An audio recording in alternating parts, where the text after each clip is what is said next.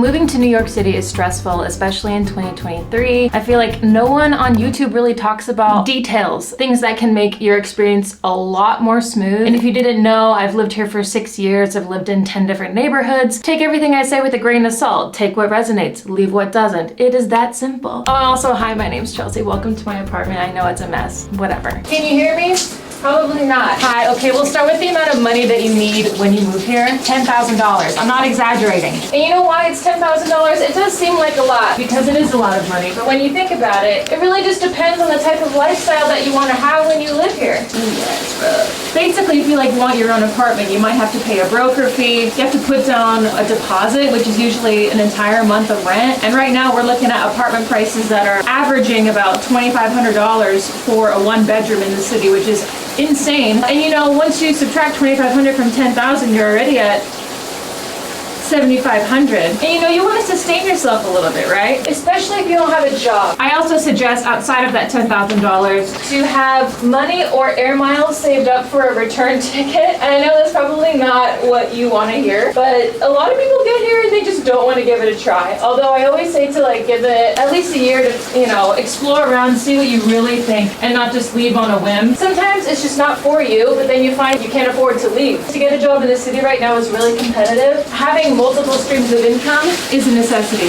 Oh my god, that shampoo smells so good. Another stream of income could be having an Etsy account or having a YouTube channel. Any side hustle. We're all about hustling here. One of the things I don't like about the city, but that's just the reality of it because it's so expensive. So yeah, just keep it in mind. My 3 strands of hair getting conditioned right now. Try not to schedule your flight once the sun goes down. It might be more expensive to arrive during the day, but seriously, the city these days, I'm not trying to scare you, but it's not the most, but it's not the safest. Even I try and avoid riding the subway, face wash, at night after dark, and that is a privilege too, because a lot of people work nights too, so you don't really have a choice. But right when you get here, you don't want to end up having a bad experience. I don't want that for you. Save up $50 or $60 from the airport to wherever your accommodation is. It's another thing to look forward to, not having to haul your luggage around a subway system that you're not quite familiar with yet. Also, if you have a friend to pick you up, do that. I didn't have that, but you do that. Check your credit before you come here, especially if you want to be able to apply for an apartment by yourself. I think you need at least 650 credit score. And I know that's hard for people who are international who may not have a credit score. Then you might have to make sure you arrange a guarantor to qualify for an apartment, which we'll get to later. But if you're subletting, you won't need a credit score. I haven't had any sublet check my credit. Have a credit card linked to your Apple Pay, and then you can just scan it to get on the subway instead of having to figure out those annoying subway ticket machines. I found it just way better just to scan, and then I don't have to worry about losing a Metro card either. So I used to suggest you carry around $2.75 for emergencies, if for some reason your wallet did get stolen and then you have $2.75 to get you home. But now if you have your phone, then you don't have to worry about that. But it's always good to have a backup for that. I put body wash on this thing. I'm gonna wash my lens. The next thing, oh, this is a good one. Call your bank. If you have a bank account, which you probably do, let them know you are moving to a new city, because they'll see a suspicious activity in New York City when you're from fucking Iowa, and they'll freeze your account, and it's really annoying to get that unfrozen. The last thing you want when you're in a foreign place is to not have access to money. Rinsing out my conditioner. I also recommend having a copy of your passport and or ID, just in case you lose those, even a picture of it in your phone. Maybe I'm just so Virgo that I do that anyway. If I'm going on vacation, I keep a copy in my phone of my passport and everything that I would need to board the plane home, just in case. That was fun. My towel's behind the camera. On my way to New York from Portland, I booked the cheapest flight I could to New York, which had me transfer in an airport. And because I had that transfer and because it was overnight, I didn't realize that my luggage wasn't gonna go straight from Portland to New York. I just thought I drop it off in Portland, it'll meet me in New York. And I had a feeling when I got to the transfer airport, I got off the plane in the middle of the night and I went to the, it was the luggage donut. What is that called? Carousel. cell. There my bag was. And I was like, oh, I'm really glad I checked. I only moved to New York with a suitcase. If I lost that, then I pretty much lost everything. If you did what I did and you do like a budget flight, make sure that you know where your bag's gonna be, or you can do that whole AirTag thing that I see people doing lately. But just any way to track your luggage, taking a picture of your luggage tag with the number in case it gets lost, and then it'll help someone help you find it. But yeah, it's always good to go direct if you can, but I know not everyone can. I would also try and plan here to move during the summer months. Moving to New York in the winter, everyone's depressed anyways. The energy's really weird. It may be the cheapest option, and that's great, but if you get here in the summer, like the energy's alive, much more uplifting time to move to New York. However, it is more expensive, and the market for getting an apartment is a lot more tricky. Like everyone's looking during that time, especially like prior to school starting, just like end of August,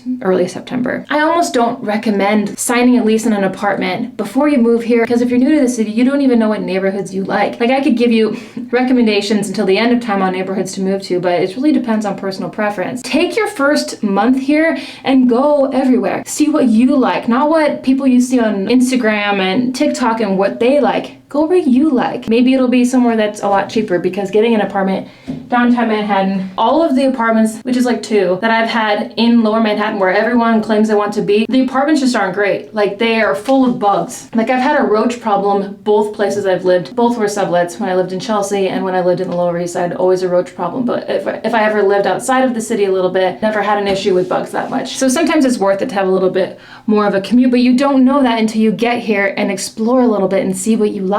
Which is why I recommend having an Airbnb set up and budgeting for an Airbnb, which I know it can be expensive, maybe a couple $100s every night. I mean, if that's not motivation to get an apartment, I don't know what is. Or if you have like a really good friend who is willing to give you their couch or let you sleep on the left side of their bed, do that. But just also keep in mind not to take advantage of a situation like that. If you overstay your welcome, it could put pressure on the friendship, and you don't want to get here and only knowing one friend and abuse that relationship by overstaying your welcome and then not having any friends. You know what I mean? Just be conscious, because they're also paying a ton of money and sharing their space with you. Maybe they're asking you for a couple $100s, maybe they're not, but either way, they're being really nice, so don't abuse that. The day before you leave, write down in like 3 different places the address of where you're going. If you download Uber and Lyft, then it's easy to be like, I'm at JFK Airport Terminal 2, going to this address. I don't actually know where that is, but the car is gonna take me there. But yeah, in my eyes, that's a safety thing. You can play rideshare roulette. Some of them are cheaper sometimes than the others. So every time you want to ride, you just open one, see what the price is, then open the other, see what the price is, and then do the cheapest one. It's my favorite game to play. It's the only type of gambling that I do. Other apps I recommend, download Google Maps and City Mapper for the most accurate subway arrival times that I could possibly find. Because the subway, as we know, or as you will know, it comes whenever it wants. But those apps in general, I found that they update really well to like last minute subway delays, which is, I think, indispensable. Also for like subway updates, I go on Safari app on my iPhone and I type in MTA delays Twitter, and the MTA has a Twitter account that is like, oh yeah, the 3 train is not coming because there's a police investigation on 34th Street, and like the person that works at the booth doesn't even know that yet, and then people comment on them and they're really angry, and it's cool. It makes me feel better because I'm also really angry. So go community. Definitely go on Google, look up MTA subway map, and make that thing your wallpaper on your phone, so that way at any time, boom. This next topic's important. We're gonna talk about health. I haven't had a primary care doctor since I was like with a pediatrician when I was a kid. But if I did, this is gonna be bad, hold on. Yeah, that's better. But if I did, I would recommend getting all of my checkups and everything out of the way before moving here, because when you get here, it's probably one of the last things you want to do is like try and figure out how to make a doctor's appointment. Especially in the US, it's just so incredibly confusing. Like, how do you even do that? I know I didn't even know. And I'm talking about like, go get STI tested, get a new pair of glasses, stock up on your contacts if you need them. When you get here, you just want to have fun, so just get all the boring stuff done before. However, if you don't have time for that, that's okay. This is what I would do, honestly. If you have a better way to do this, please like share. As I go on ZocDoc, ZocDoc.com, and I type in like the type of thing I want, just an annual checkup or even therapy. You can go on ZocDoc.com, type in like what insurance you have, and then it lets you know all the providers that offer that service and that are taking new patients. Insurance is a whole nother topic as well that I was really confused about too. Like, how am I supposed to get insurance when I get here? How does insurance even work? And I've had a couple people reach out being like, I don't know what to do. Like, especially if you're international and you have free healthcare, then what do you do when you get to the US? It's really tough for us here too.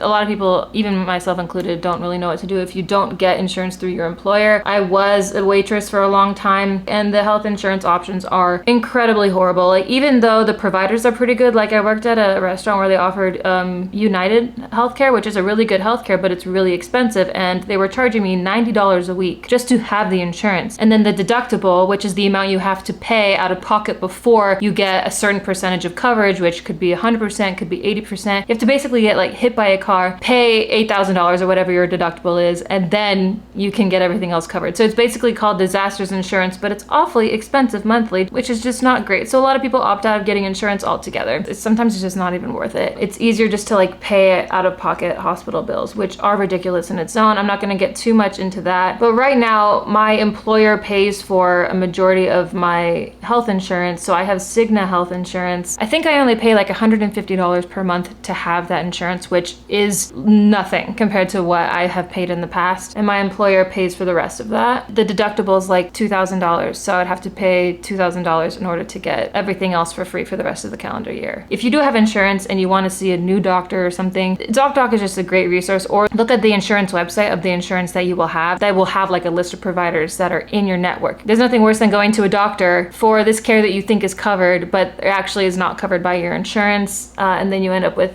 a large bill. But unfortunately, in this country, affordable health insurance is a major luxury. We do what we can, and we try not to get sick, and we try not to take unnecessary ambulances, and we try not to go to the ER. That's what we do. There's sometimes that you really do need something immediately, like maybe you get a UTI. What do you do then if you don't have insurance? I have gone to CityMD without insurance, and they have helped me in a pinch. There's a ton of locations all around that will take walk-ins. You don't even need an appointment. So it's urgent care facility, and that keeps you from going to the ER. Obviously, I'm not a doctor. Obviously, I'm not offering you medical advice or anything. My advice is not the be-all, end-all. I'm just simply sharing what I wish other people would have told me. So when you get here, you're going to want to find a place to live. Maybe you need to find a sublet, like I suggested earlier, so that you have time to explore the neighborhoods that you actually want to live in. Sublets could range from anywhere between like a couple weeks to a month to 6 months. I've done the month and the 6 month sublet before, and they've been great options, especially when I don't have any furniture and it's just like a suitcase and a backpack. It's easy to move. And especially when I didn't have a good enough credit to apply for a place on my own. So yeah, we all know that getting apartments in the city right now,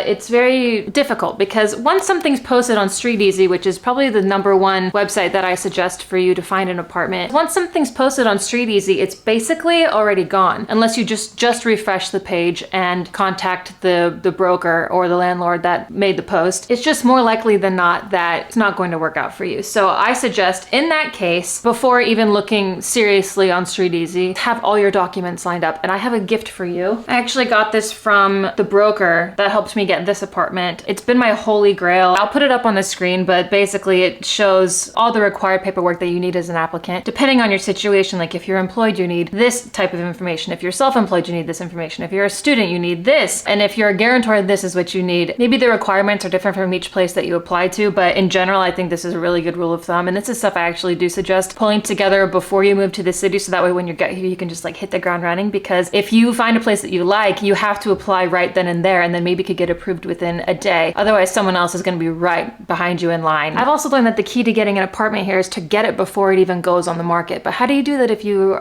are moving here and you don't know anybody? It's all about contacting the brokers from the postings that you're seeing, networking, calling them and not emailing them. If you call a broker and they say, oh, it's already taken, or we have too many applicants already, ask them, do you have anyone in your network that has something similar I could reach out to? And then maybe they can give you a phone number for someone else to call. Eventually, if people like you, and if you're not wasting people's time, they will keep in touch with you, and maybe they might contact you about something that opens up later that they didn't have at the moment. If you're looking at sublets though, I haven't done that in a while, to be honest. I don't know if I have the most updated information, but I found all of my sublets through Facebook groups. So I'm just gonna keep folding and talk about tips that will save your ass completely. Check your bank account every day. And that was a really scary one for me because I moved here not having any money really, and I think I ignored the fact that I didn't have money. I wasn't checking my bank account because I was straight up in denial. If I had checked my bank account every day, I maybe wouldn't have gotten myself into so much debt, which is something that I don't want for you. Consider writing down everything you buy. There are so many apps for everything. I'm sure there's one to help you budget and keep track of your spending, and then you'll know where you can spend more money and where you should reel back a little bit. Another tip is to keep a paper trail of everything legal. Keep the leases that you sign. Take pictures of checks that you're about to mail. Take pictures of you holding the piece of mail in front of the mailbox about to mail it, so you have proof that you mailed it. Like, my landlord's been having issues receiving my rent checks because they're getting stolen in the mail, literally. And I'm like, oh, I have picture proof that I mailed it, so they don't give me like the extra $50 charge. This one hasn't saved my ass yet, but I'm still doing it in the event that it does save my ass. Right when you move in somewhere, anywhere that you need to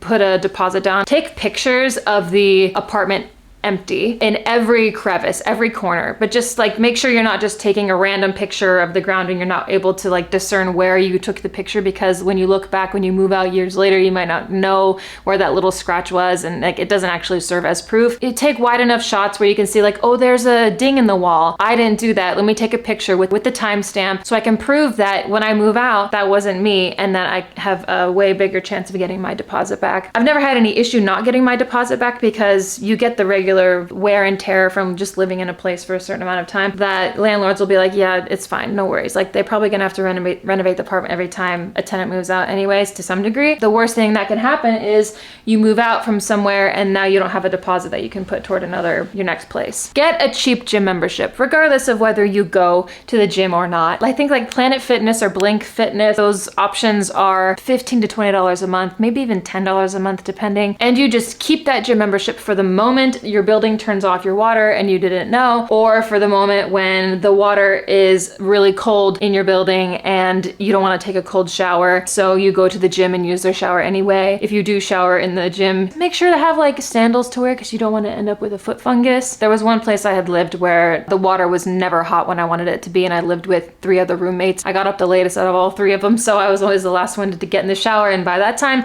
the water wasn't warm anymore, so I would go to the gym and I would shower there. Legally, the buildings have to notify you if they're gonna shut the water off, so if they shut the water off and you didn't know, then you probably just weren't paying attention. The next tip that will save your ass is to have medicine wherever you live, especially if you're living alone. Even if you have roommates too, because all of my experiences with roommates actually were from Facebook groups and I didn't know them. So if I got sick and I didn't want to ask my roommates to help me, I know I have an option of something that I can take without needing anyone else's help. Granted, you should be able to ask for help. If you have roommates, make friends with them. I was always really shy and the one that was in their bedroom the whole time and like didn't want to be in any of like the shared living spaces, so I think I was awkward in that way. And one time I got the stomach flu and I couldn't leave, so I asked my roommates like, can you please like get me a ginger ale and some toast? And they were like, yeah, no problem. And I'm like, why was I so afraid of asking for help? But also I discovered, it's not DoorDash, Instacart. Obviously you have to pay for the delivery and tip and everything. Safety wise, I suggest, especially if you have roommates that you don't know, getting a little door type of lock. This is really good for hotels and hostels too, just to give you extra peace of mind. That like squeezes in like the doorknob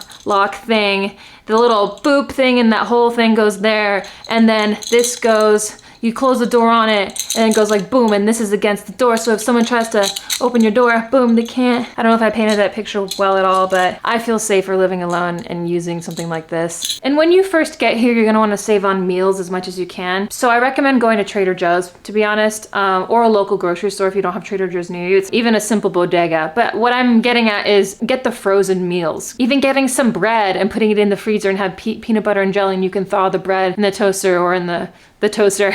And then you can spend more of your money on going out and having experiences with people. And that's another thing to save your ass. Keep a water bottle and at least a protein bar in your backpack or your pockets at all times. You never know what's gonna happen with the subway. It could get stuck in a tunnel and then you need water or you need a snack. If you have an iPhone and you have unlimited data, share your location with a loved one. I do this with like first dates from Hinge or whatever. It's a safety thing. So once you get here, you can start to do all of the good fun stuff, and it doesn't always have to cost a lot of of money to do that. I so recommend getting a library card. You do need a New York address, and you do need to prove your address as well, like with a piece of mail or something in order to sign up. It has to be like an official document, like a bank statement or something. It can't just be like a letter from your mom to your sublet. It has to be official. And you can get free entry to a lot of museums, or at least a major discount, including the Museum of Natural History, New York Botanical Garden, the Jewish Museum, Brooklyn Botanical Garden, and I didn't know this, but I looked it up for this video, and you can rent an instrument through the public library. That's cool, but that will help you do all the New York City touristy things that you should not let people shame you into not doing when you first move here. Do the tourist stuff and enjoy it. Everyone needs to do it at some point. The first stop that I made when I moved to New York City was Times Square. Now that's not something I would really ever try and go out of my way to do. Even the New Year's Eve ball drop, I did that one year. I really didn't have a great experience. The lines and the corrals and lots of people, it just didn't make it that fun. It's something that everyone does need to experience once. I would also say get involved, especially if you're moving here alone. Volunteer. New York Cares, City Harvest. One of my best friends is one of the lead volunteers for building care kits for homeless people around the city with like hand warmers, extra socks, etc. Follow all of the New York City accounts. There's Subway Creatures, Overheard New York, Green Pointers, really entertaining Instagrams with New York City content to help you get excited for your move. And really enjoy the New York City cuisine. Make sure that you try a bacon, egg, and cheese, a slice of pizza. My personal favorites are Bleecker Street Pizza, Joe's Pizza, and honestly, I order Domino's when I'm drunk. And then get a good bagel. Honestly, I don't know where the best bagel is. I'm sorry. I feel like the best bagels are in Brooklyn. If you have your recommendations, please leave them down below. The salmon lox with the scallion cream cheese and a toasted everything bagel, some cucumbers and tomatoes. But I also want to stress that if you're coming here, please be respectful of what native New Yorkers have built. There's a difference between moving somewhere and just throwing your money to corporations versus moving somewhere, respecting the community, volunteering, learning the culture of the neighborhood where you're living, where to put your money, small Black-owned businesses, small women Black-owned businesses. The city is incredibly diverse, but it's not going to be diverse if the gentrification keeps happening. But I would say just be respectful. And on that note, I'm gonna close out this video. Thank you so much for watching, and I will see you in my next video. Good luck with your move. I love ya. Oh, and subscribe. Please subscribe if you like this video and you found it helpful. Thanks. Bye.